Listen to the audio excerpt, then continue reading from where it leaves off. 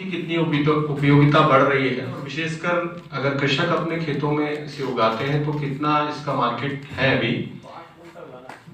बांस आवश्यकता के अनुसार, जैसे हमें जो पेपर मिल में लगता है वो तो कटंग ही लगता है, नहीं सभी पर कटंग बांस क्या है, जल्दी ग्रोथ करता है ना, जैसा कि ये उच्च तरीके से खेती की, ट्रेडिशनल खेती छोड़ के हमारे यहाँ सबसे बड़ी समस्या है, दादा ने बताया, वो वास्तविक समस्या है।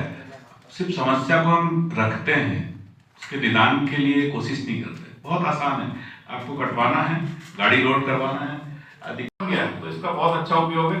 और हम भी प्रयास करेंगे, आदरणीय सभी विवेकशील लोग मंच पर बैठे हैं, कुछ कोशिश करते हैं, आप में सब लोग भी काफी इंटरेस्टेड होंगे, तो अपन बात करेंगे कि ऊपर जहाँ तक मेरी पहुंच है दिल्ली में इससे बात करना हो, लेकर यूनिट लाने का प्रयास करते हैं।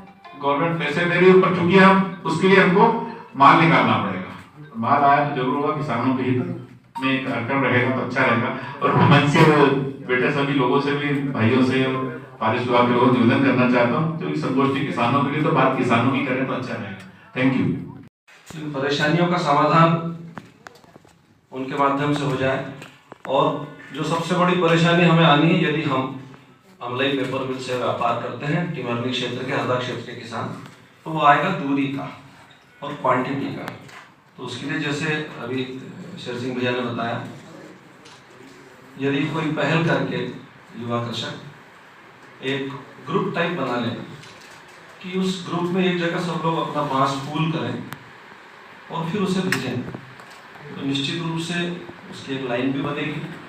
क्योंकि मैं जब भी आता हूँ इस कार्यशाला में, एक सवाल सबसे पहले आता है कि बांस तो लगा दिया शासन के कहने पे, उसको बेचें कहाँ, उसको काटें कहाँ। तो अब पहली बार ऐसा हुआ है कि कोई खरीदने वाला आया है।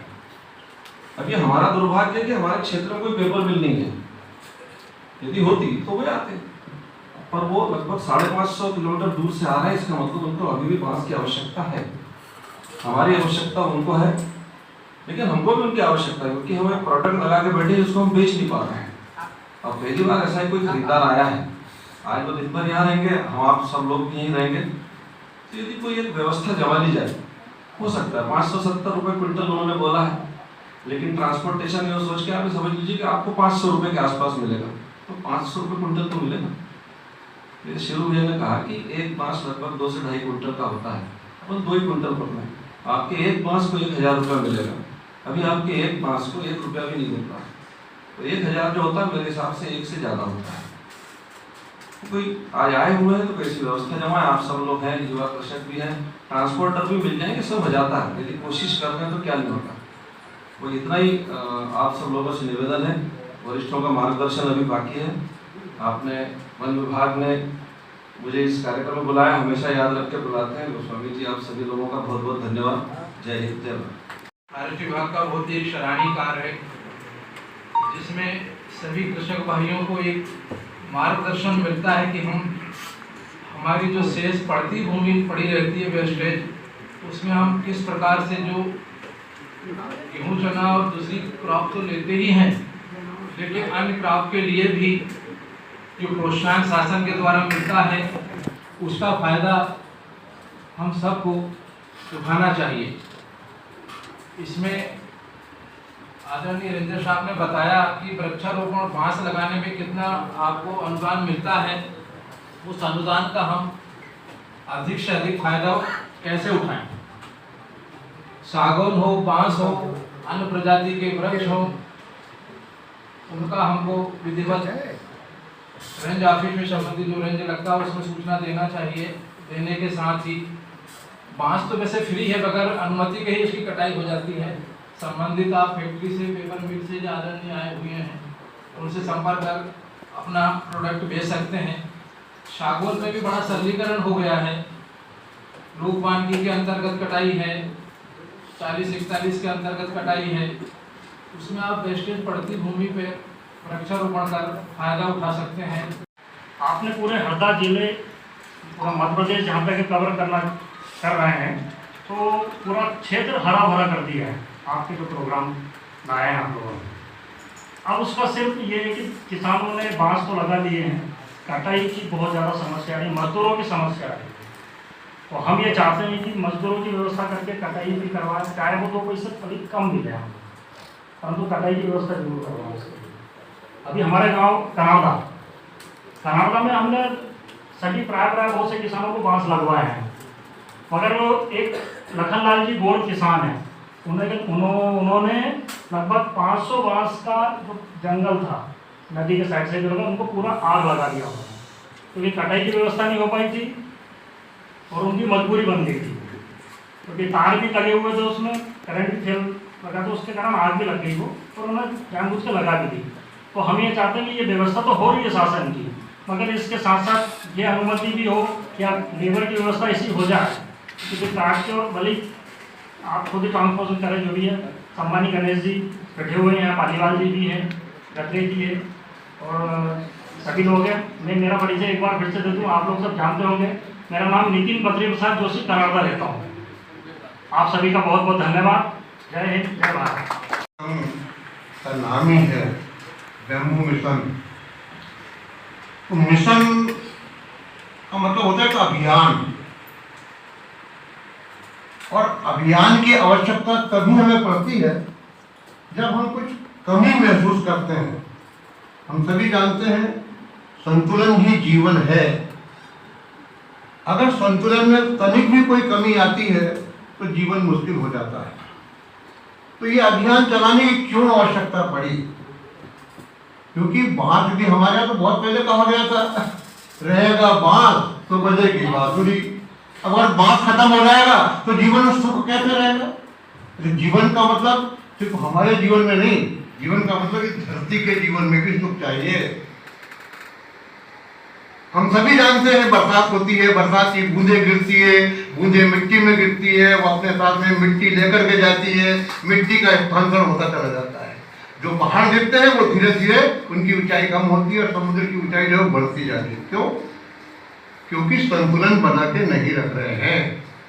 और इसी असंतुलन की वजह से मनुष्य का विकास, जैसे समुद्र के किनारे, बड़ी बड़ी नदियों के किनारे हुआ, और आज परिस्थिति ये हुई है कि वो समुद्र जो है वो निरंतर मिट्टी के कारण जो उथला होता जा रहा है, नदियां उथली होती जा रही हैं, और उनके किनारे बसे हुए जितने भी बड़े बड़े शहर महानगर थे वो सबकी विस्थापन की स्थिति बनती जा रही है। इस बात को आप भी सोच रहे हैं कि जहां मुंबई में कभी बाढ़ नहीं आती थी, आजकल पूरी मुंबई डूबी रहती है। जहां मद्रास में पीने का पानी नहीं है मद्रास में, लेकिन बाढ़ से पूरा मद्रास परेशान है। तो ये जो परिस्थिति आई है, इस बात का हमारे वैज्ञानिकों ने, हमारी सरकारों ने इसका अनुमान लगाया कि भाई अगर मिट्टी का विचलन हमें रोकना है तो उसके लिए सबसे बेहतरीन चीज जो होती है वो पेड़ पौधे, और उसमें भी बांस होता है। बांस की खेती करना तो आप तो सब जानते हैं, हरदा के रहने वाले हैं। तो भगवान पटेल बैठे, आप पूछो था 50 साल पहले यहाँ पे 300 ट्रक होते थे बांस ढुलाई के लिए। पूरा गवासेन जो है वो बांस से भरा रहता था और हजारों लोगों को रोजगार मिलता था। बांस फूला, फूल के खत्म हो गया, फिर नया बांस आ रहा है, वो नेपा मिल बंद हो गई, नेपा मिल हो गई, तब ओरिएंटल मिल आ गई। बांस का मतलब सिर्फ हमारे खेत उसके लिए नहीं है कि हम कितना पैदा करें। बांस का पहला उद्देश्य है कि हमारे खेत की मिट्टी कटाव ना हो। कहाँ लगाया बांस हम लोगों ने? आपके हरदा जिले में सेवाएं देती हूँ। इससे पहले मैं छिंदवाड़ा जिले में थी, तो वहाँ बांस का बहुत ज़्यादा काम नहीं है, बांस ऊपर नहीं है, आप जैसे किसान नहीं है, तो मेरे लिए बहुत नई चीज़ है बांस यहाँ के लिए। तो जब मैं जो हमारे वरिष्ठ अधिकारी हैं जो बांस मिशन से जुड़े हुए हैं, जिनके निर्देशन पर हम काम करते हैं, तो जब मैं उनसे मिली तो उन्होंने सबसे पहले, जब मैंने बताया सर हरदा जिले में मैं सेवाएं दे रही हूँ, तो उन्होंने सबसे पहले ये चिंता जाहिर की कि भाई वहाँ के जो किसान हैं वो बांस बेचने के लिए बहुत परेशान हैं। तो आप उन्होंने मुझे ओरिएंटल पेपर मिल का कॉन्टैक्ट नंबर दिया और बोला कि भाई इनसे आप कॉन्टैक्ट करें सबसे पहले, और हमारा जो किसान जो परेशान हो रहे हैं बांस लगाने के बाद, उनकी व्यवस्था बनाएं।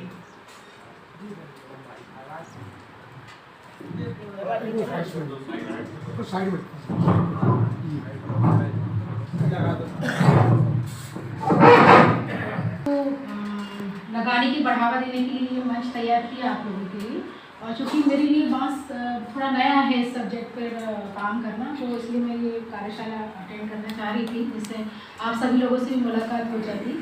और जैसे कि मैं सभी को सुनते आ रही हूँ, सच में मुकेश बोल रहे हैं कि दादा इंसाइक्लोपीडिया हैं, तो वो सच में इंसाइक्लोपीडिया है ऐसा मुझे लगा। इसमें जब आप पौधारोपण है मतलब किया आपने, तो मुझे जो भी समस्या समझ में आई कि जब मैं द्वितीय वर्ष का अनुदान देने के लिए जब मेरे पास फाइल आई तो उसमें किसी के 80% से ऊपर जीवितता प्रतिशत नहीं होने के कारण अनुदान देने में बहुत समस्या आ रही है। तो आप लोग जब पौधारोपण करते तो जैसे आप किसान अपनी फसल का रक्षा करते हैं, वैसे आप बांस का जीवितता प्रतिशत मेंटेन करने में आपको क्या दिक्कत आती है? तो मैं आप लोगों की तरफ से जानना चाह रही हूँ कि आपको ऐसी क्या परिस्थितियों का सामना करना पड़ता है। कोई आप बताएं कि क्या उसमें मेंटेनेंस लगता है या क्या भूमि तैयारी की आवश्यकता होती है कि द्वितीय वर्ष में आपकी 80% जीवितता प्रतिशत नहीं होगा, ताकि हम उस विषय में अपने स्टाफ को तैयार करें आगे के आपको प्रशिक्षण देने के लिए। कोई भी आपकी तरफ से बताना चाहें तो, या मंचा सिंह।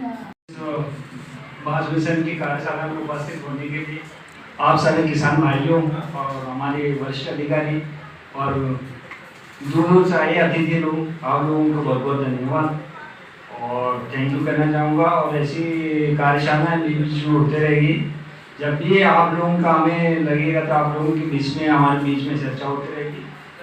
तो बस यही कहना चाहूँगा, बहुत बहुत धन्यवाद आप लोगों का। इस कार्य का अब यही समापन किया जा रहा है।